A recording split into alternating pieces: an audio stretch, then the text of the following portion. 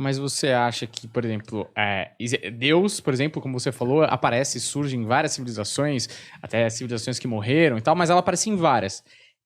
Eu imagino que o código moral, né, que vem junto com religião e um monte de outros conceitos que vêm dentro da religião e para servir determinado deus ou deuses, né, dependendo, você consegue ver, como você disse, Deus é energia, esse conceito, apesar de civilizações de lugares completamente diferentes no mundo, eu acho até que essa descoberta, entre aspas, dos seus próprios deuses é uma coisa mais transcendental do que racional. Sim. Você consegue marcar coincidências ou semelhanças entre esses deuses, ou são deuses completamente diferentes? Diferentes na maneira como as pessoas olham, mas na essência, o conceito por detrás é uma origem só. Então você pode ter milhares de deuses aqui, que são milhares de manifestações de uma só consciência. Uma vez perguntaram a um mestre hindu, por que vocês têm milhares de deuses? Não, nós não temos milhares de deuses, nós temos um que se apresenta com milhares de formas. A resposta foi excelente, mas a nossa referência aqui ela é monoteísta, judaico-cristão. Então o cristão, quando vai falar disso, para ele é uma coisa única. Só que esse único está permeando toda a diversidade. Você lembra que no último programa você falou de complementaridade, que a gente tendo visões complementares, a gente chega no mesmo ponto. Então é claro que se você pegar civilizações antigas, ainda presas a alguma ignorância, você tinha a consecução de um Deus por medo. Por exemplo, quando se falava da divindade, as pessoas tinham medo antigamente. Aí tinha que fazer sacrifícios para a divindade. Era a religião baseada no medo. Se tinha medo da divindade, a divindade é colérica, te joga no inferno. É aquela visão antiga, o Deus do medo, cuidado, ele vai punir nós. Se não fizer o sacrifício, nossa colheita não vai dar certo. Então o tempo passou. Quando chegou na época de Jesus, por exemplo, usar uma referência mais próxima, Jesus ele transformou essa medida de um Deus colérico por um Deus de amor. Então a humanidade, aqui no Ocidente, trocou a referência de ter medo de Deus para ter amor por... Veja que isso é histórico. Você olha lá atrás, você vai ver sacrifícios sangrentos, a divindade, os sacrifícios humanos, que eu estou falando, uma coisa horrível, né? E muita superstição. De Jesus para diante, você vê uma coisa, não, você reza a Deus com o seu coração, você e o Pai direto, sem intermediário. Era como Jesus colocava, você fala com o seu Pai que está no céu com o seu coração, em espírito e verdade. Então ele aproximou a divindade, tirou lá do céu e colocou no coração, sendo que para os povos antigos estava na natureza, né? E que também é verdade, né? O todo está em tudo. Então nós saímos de uma espiritualidade ou religiosidade do medo para uma religiosidade de amor, pelo menos na base. E aí, agora, a gente já não tem mais medo, a gente até troca com ele através de promessa. Se o senhor me der tal coisa, eu faço tal coisa. Então, perdemos o medo, ficamos abusados, já não temos mais medo e até fazemos promessa, quem sabe ele nos atende. E há um terceiro tipo de religiosidade que está abrindo. Nós tínhamos a antiga, que era baseada no medo da divindade, a atual ainda, que é essa baseada no amor, e uma que está emergindo, que muita gente cansada de dogmas de diversas religiões, buscando uma espiritualidade mais livre, que seria a relação com o universo a partir da evolução e a partir da consciência desperta. Tipo, eu desperto, não preciso ter medo, tá? Porque eu não estou condenado a nada, por que eu vou ter medo? E o amor que se fala é muito maior do que o que eu imagino com a minha mente. Então, o que eu vou fazer? Evoluir, crescer para se entender, e assim eu me integro. Então, 3 tipos de espiritualidade ao longo do tempo. Pelo medo, essa pelo amor que envolve a troca social, as promessas e tantas coisas, eu pedir algo, e a outra que fala, não, eu não vou pedir, eu vou trabalhar, eu vou avançar e causa gera efeito. Eu vou buscar a evolução, pela evolução eu compreendo melhor como é que as coisas funcionam e eu expando minha consciência e vou entender isso.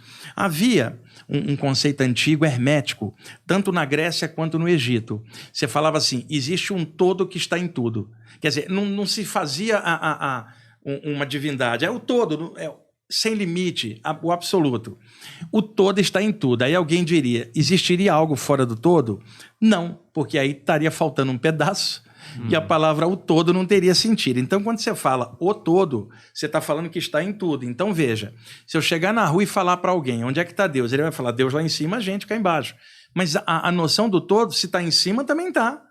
Embaixo, se está à esquerda, está à direita, se está dentro, está fora. Conclusão, em tudo. Você não quis deixar dúvida. Então, esta noção do todo, se eu pegar um cara que pega um toco, Humberto, coloca guirlanda de flores no toco, Daniel, e começa a rezar e dizer que o todo está ali, ele não está errado, porque o todo está em tudo. O problema é que ele vai achar que o todo só está no toco dele e não nos outros tocos dos outros.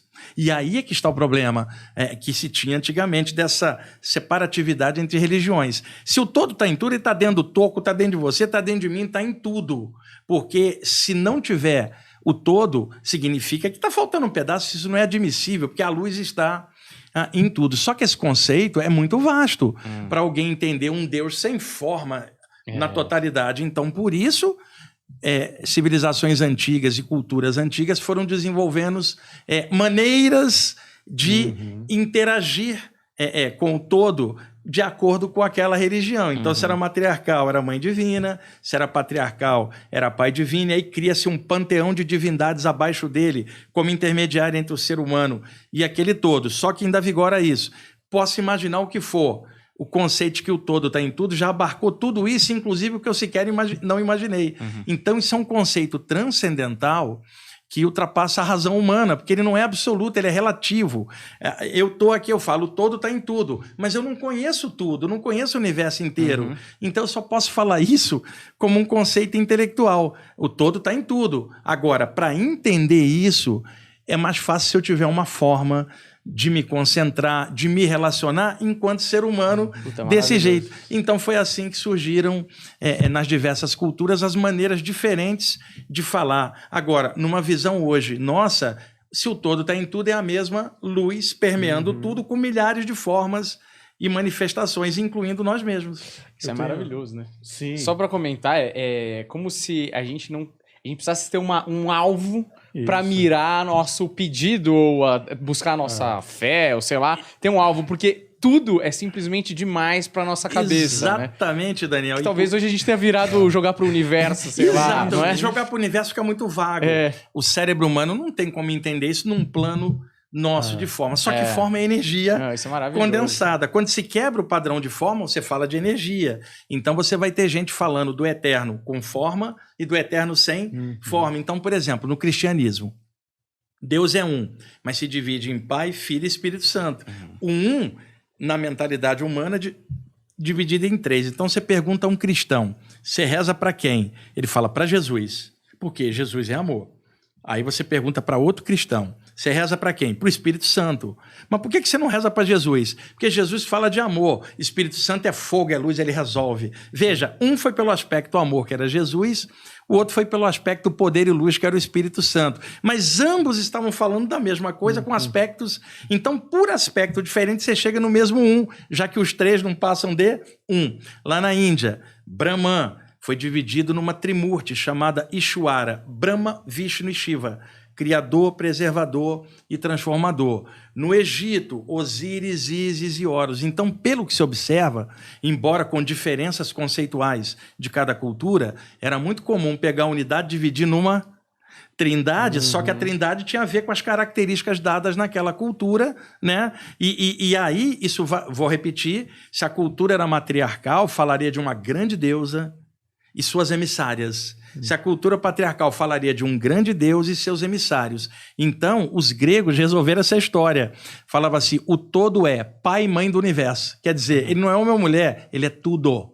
E eu poderia imaginar, um branco vai imaginar uma forma para o divino sempre branca. Já um negro vai imaginar uma forma do divino como negra. Já um oriental vai imaginar Deus com o olhinho puxado. Isto também tem a ver com a nossa maneira de buscar o mais próximo como uma referência para você ter aonde se concentrar. Porque fica muito vago você falar de uma luz universal, que você não está falando de um conceito lá em cima, você está falando de algo que está em tudo. Só que a nossa mente não tem como conceber o absoluto de forma relativa, como nós somos aqui. Então, no final das contas, por qualquer aspecto que eu falar do divino, eu ainda estou falando da mesma luz e do mesmo todo, mas o envoltório que eu vou dar naquilo e a maneira psicológica de eu lidar com aquilo vai ter a ver com a minha cultura, como eu fui educado neste revestimento. Até um dia você quebrar esse padrão, às vezes religioso de infância, e você descobrir que Deus não é um cara barbudo e branco lá em cima, e o Papai Noel também não é um cara barbudo vestido de vermelho. Você vai crescendo, você começa a pensar em conceitos maiores que pega um religioso fanático que pega a divindade só daquele jeito. Se você fala que a divindade é muito mais, ele não aceita, porque você quebra o padrão mental com o qual ele se sente confortável. Mas você está falando da mesma coisa, só que ele está vendo assim, você está vendo assim. Mas esse que está vendo assim jamais vai compreender aquilo, mas o que está vendo assim vai compreender o outro. Então, é uma coisa difícil. O fanático ataca alguém que não comunga da linha dele, mas se esse alguém é mais esclarecido, não vai atacar o fanático. Não, ele se torna fanático também. Então, o nível de consciência de cada um vai dar a medida do universo de acordo com o que a pessoa pensa. E aí é que está. Os sentidos do homem não dão a medida do universo, Humberto, que é, cara, eu vou dizer igual, é do cacete. Sabe, uma coisa... Pô, não dá para imaginar agora. O que a gente não pode conceber aqui, de repente pode se sentir numa meditação, num momento de prece, num momento de interiorização. Você, Humberto, com seu filho no colo, de repente, naquele momento de amor, dá um start, abre, você entra num estado diferente, só que você não vai ter como falar, você não vai ter como formatar, porque é tão arrebatador que você fala, isso é um amor que eu sinto, não há palavras para definir. Então eu fico imaginando caras igual Jesus, né, num nível alto, ou Krishna, ou Buda, o quanto que esses caras sentiam, o pouco que eles podiam falar com linguagem humana, cara. E eles tinham que usar parábolas, porque senão o pessoal não entendia nada. Porque a parábola, eu vi gente muito intelectualizada, e até mesmo dentro da área da ciência, baixar a lenha em parábolas, dizendo que aquilo era um método atrasado, né? Só que tem um detalhe, um conhecimento hoje, daqui a 6 meses está ultrapassado por algo moderno. Então o conhecimento ele é meio datado, ele vai sendo superado com o tempo e a expansão da humanidade. Agora, uma parábola, Daniel, você contou ela em 1500, hoje você conta em 2000, você pode mudar detalhes, mas a lição dela é a mesma, ela não vai ser ultrapassada. A maneira de contar fica diferente, a essência é a mesma. Então, a nível didático, uma parábola é fantástica, ela atravessa os séculos contendo a lição. Mesmo que você mude ela em torno, ela tem um bojo dentro e ela sempre vai passar aquilo. Então, grandes mestres, percebendo o nível infantil da humanidade, eles usavam parábolas como uma forma de você atravessar os tempos com conhecimento e uma lição que não fosse datado como conhecimento técnico. E aí eu vejo na parábola uma didática superior que grandes mestres sempre usavam quando lidavam com a gente, a humanidade aqui ainda bem atolada, eles usavam uma história contendo uma lição para dar um aspecto ético, senão a humanidade não sairia da superstição antiga.